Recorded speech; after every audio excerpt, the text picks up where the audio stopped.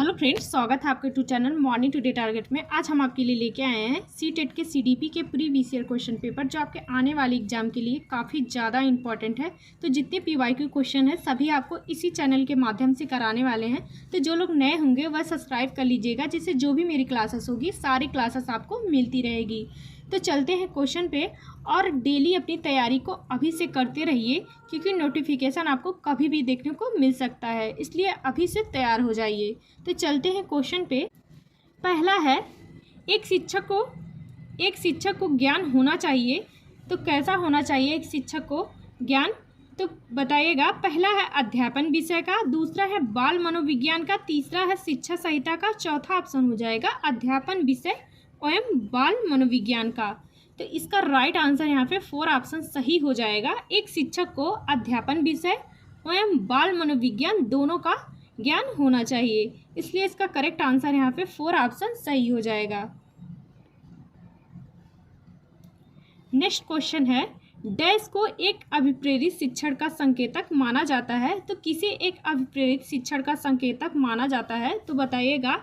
कक्षा में अधिकतम उपस्थिति, दूसरा है शिक्षक द्वारा किया गया उपचारात्मक कार्य, तीसरा है विद्यार्थियों द्वारा प्रश्न पूछना, चौथा ऑप्शन हो जाएगा कक्षा में एकदम खामोशी। तो इसका राइट आंसर यहाँ पे 3rd ऑप्शन सही हो जाएगा। एक अभिप्रेरित शिक्षण का संकेतक माना जाता है विद्यार्थियों द्वारा प्रश्न पूछना। तो इसका करेक्ट आंसर यहाँ पे 3rd ऑप्शन सही हो जाएगा।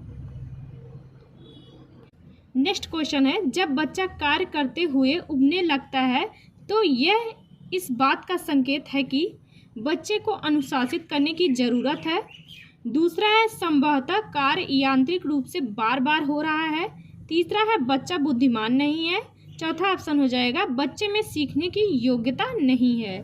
तो इसका राइट आंसर यहाँ पे 2nd ऑप्शन सही हो जाएगा। जब बच्चे कार्य करते समय उबने लगते हैं तो यह इस बात का संकेत माना जाता है कि किसी काम को बच्चा बार बार करता है तो वह उब सकता है।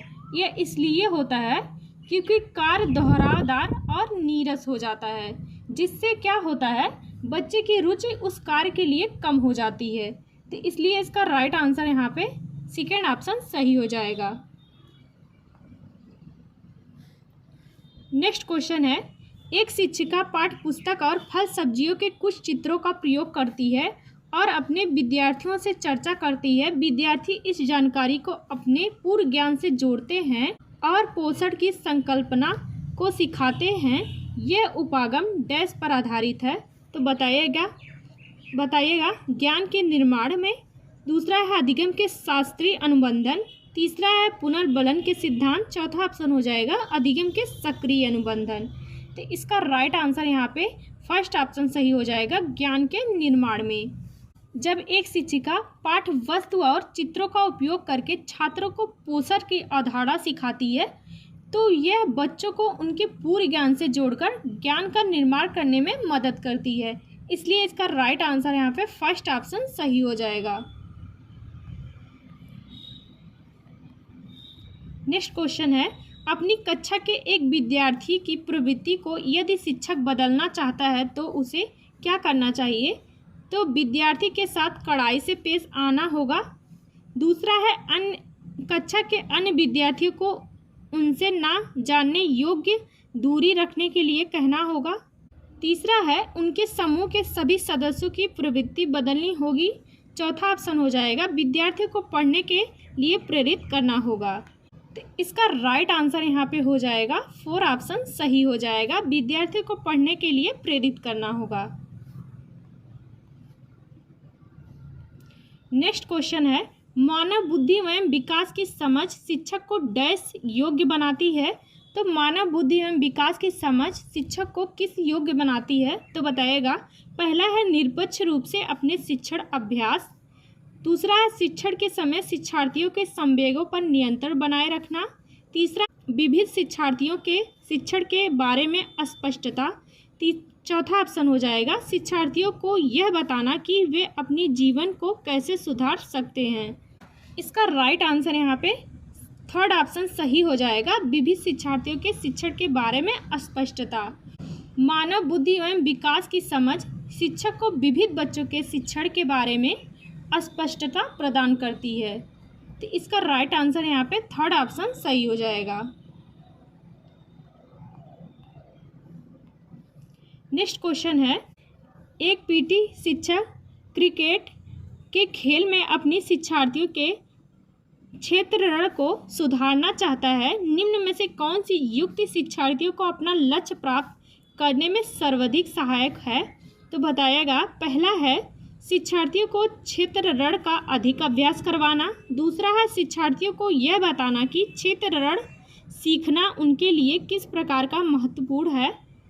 तीसरा है बेहतर क्षेत्रफल और सफलता की दर के पीछे के तर्क को स्पष्टता करना। चौथा ऑप्शन हो जाएगा क्षेत्रफल को प्रदर्शित करना और शिक्षार्थियों को अवलोकन करना। तो इसका राइट आंसर यहाँ पे फर्स्ट ऑप्शन सही हो जाएगा, शिक्षार्थियों को क्षेत्रफल का अधिक अभ्यास करवाना। इसका राइट आंसर यहाँ पे फर्स्ट ऑप्शन सही हो जाएगा। नेक्स्ट क्वेश्चन है, शिक्षा में फ्रोवेल का महत्वपूर्ण योगदान था डैश का विकास। पहला है व्यावसायिक स्कूल, दूसरा है पब्लिक स्कूल में, तीसरा हो जाएगा किंडरगार्टन में, चौथा ऑप्शन हो जाएगा लैटिन स्कूल में। शिक्षा में फ्रोवेल का महत्वपूर्ण योगदान था तो किस में था? तो किंडरगार्टन में था। इसका राइट आंसर यहाँ पे थर्ड ऑप्शन सही हो जाएगा।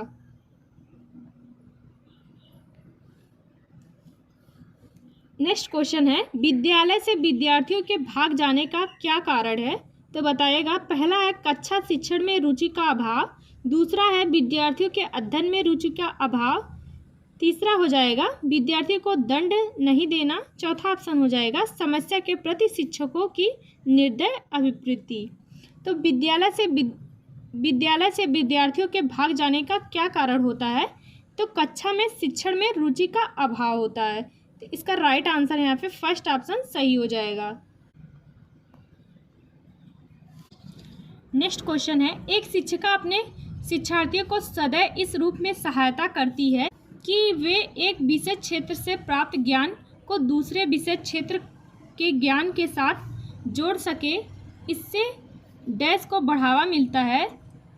तो पुनर्बलन, दूसरा है ज्ञान के सहसंबंध एवं अंतरण, तीसरा है व्यक्तित्व विभिन्नताओं का, चौथा ऑप्शन हो जाएगा शिक्षार्थी स्वतंत्रता का। तो इसका राइट आंसर यहाँ पे सेकेंड ऑप्शन हो जाएगा ज्ञान के सहसंबंध एवं अंतरण में। नेक्स्ट क्वेश्चन है, निम्नलिखित में से कौन सा सिद्धांत पाठ योजना में शामिल नहीं है? तो बताएगा योजना की दृढ़ता, दूसरा है शिक्षार्थियों का ज्ञान, तीसरा है उद्देश्यों की स्पष्टता, चौथा ऑप्शन हो जाएगा शिक्षण का ज्ञान। तो कौन सा सिद्धांत पाठ योजना में शामिल नहीं है? तो नहीं बताना है। तो इसका फर्स्ट ऑप्शन सही हो जाएगा। पाठ योजना में लचीलापन होना चाहिए ताकि शिक्षक छात्रों की प्रतिक्रियाओं के अनुसार उसे बदल सके। समझिएगा, यदि योजना दृढ़ है तो यह बच्चों के सीखने की प्रक्रिया में बाधा बन सकता है, इसलिए यह गलत हो जाएगा। नेक्स्ट क्वेश्चन है, दिए गए वाक्य को पूरा करने के लिए निम्नलिखित में से कौन सा युग्म सर्वाधिक उचित विकल्प होगा? जब बच्चे उन गतिविधियों में शामिल होते हैं जो डैश होती है तब वे जल्दी डैश करते हैं। तो पहला है कक्ष में उपयोगी विस्मरण, दूसरा है केवल उनके कक्षा कार्य से संबंधित प्रत्यय स्मरण, तीसरा है संस्कृत रूप से निरपक्षीय स्मरण, चौथा ऑप्शन हो जाएगा वास्तविक जीवन में उपयोगी सीखा। इसका राइट आंसर यहाँ पे हो जाएगा फोर ऑप्शन सही हो जाएगा। जब बच्चे उन गतिविधियों में शामिल होते हैं जो वास्तविक जीवन में उनके उपयोगी होती हैं तब वह किसी कार्य को जल्दी सीख जाते हैं, इसलिए इसका करेक्ट आंसर यहाँ पे फोर ऑप्शन सही हो जाएगा। नेक्स्ट क्वेश्चन है, निम्नलिखित में से कौन सा समझ के लिए शिक्षण को प्रदर्शित नहीं करता है? तो नहीं पूछा है। तो पहला है नियम कैसे काम करता है, इसे स्पष्ट करने हेतु उदाहरण उपलब्ध कराने के लिए विद्यार्थियों को पढ़ाना, दूसरा है समानता और अंतर देखने एवं सादृश्यता स्थापित करने के लिए विद्यार्थियों की सहायता करना। तीसरा है विद्यार्थियों को एकांकित तथ्यों और प्रक्रियाओं को याद करने योग्य बनाना। चौथा ऑप्शन हो जाएगा परिघटना या अवधारणा को अपने शब्दों में अभिव्यक्त करने के लिए विद्यार्थियों को कहना। तो इसका राइट आंसर कौन सा सही हो जाएगा?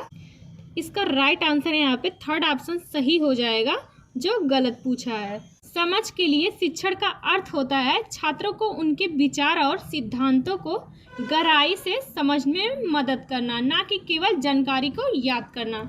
इसलिए इसका करेक्ट आंसर यहाँ पे थर्ड ऑप्शन सही हो जाएगा।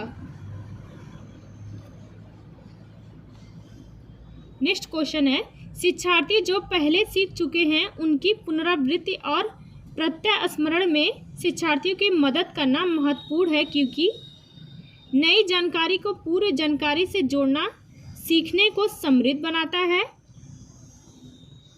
दूसरा है पूर्व पाठों को दोहराने का यह प्रभावी तरीका है। तीसरा ऑप्शन हो जाएगा यह शिक्षार्थी की स्मृति को बढ़ाता है, जिससे सीखना सुदृढ़ होता है। चौथा ऑप्शन हो जाएगा यह किसी भी कक्षा अनुदेशन के लिए एक सुविधाजनक शुरुआत है।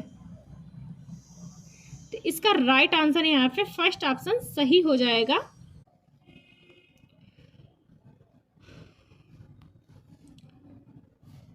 नेक्स्ट क्वेश्चन है, सीखना समृद्ध हो सकता है यदि वास्तविक दुनिया से उदाहरण को कक्षा में लाया जाए, जिससे विद्यार्थी एक दूसरे से अंतःक्रिया करके और शिक्षक उस प्रक्रिया को सुगम बनाए। दूसरा है कक्षा में अधिक से अधिक शिक्षण सामग्री का प्रयोग किया जाए। तीसरा है शिक्षक विभिन्न प्रकार के व्याख्यान और स्पष्टीकरण का प्रयोग करे। चौथा ऑप्शन हो जाएगा कक्षा में अधिक परीक्षाओं का पर अपेक्षित ध्यान दिया जाए। तो सीखना समृद्ध हो सकता है यदि वास्तविक दुनिया से उदाहरण को कक्षा में लाया जाए। तो इसका करेक्ट आंसर यहाँ पे फर्स्ट ऑप्शन सही हो जाएगा। जब बच्चे पहले से सीखी हुई चीज़ों को याद करते हैं, उनमें नई चीज़ों को जोड़ते हैं, यह बच्चों को किसी चीज़ को लंबे समय तक याद करने में मदद करता है। इसलिए इसका करेक्ट आंसर यहाँ पे पहला सही हो जाएगा। नेक्स्ट क्वेश्चन है, एक शिक्षक को अपने विद्यार्थी की क्षमताओं को समझने का प्रयास करना चाहिए। निम्नलिखित में से कौन सा क्षेत्र इस उद्देश्य के साथ संबंध है? तो बताएगा पहला है शिक्षा समाजशास्त्र, दूसरा है सामाजिक दर्शन, तीसरा है मीडिया मनोविज्ञान, चौथा ऑप्शन हो जाएगा शिक्षा मनोविज्ञान। तो इसका राइट आंसर यहाँ पे 4 ऑप्शन सही हो जाएगा, शिक्षा मनोविज्ञान। शिक्षा मनोविज्ञान की एक ऐसी शाखा है जो शिक्षण और सीखने की प्रक्रिया का अध्ययन कराती है। ये शिक्षकों को छात्रों की क्षमताओं और सीखने की शैलियों, उनके प्रेरणाओं को समझने में मदद करती है। इसलिए इसका करेक्ट आंसर यहाँ पे 4 ऑप्शन सही हो जाएगा। नेक्स्ट क्वेश्चन है, शिक्षार्थियों को आत्मनियमन डैश की ओर संकेत करता है।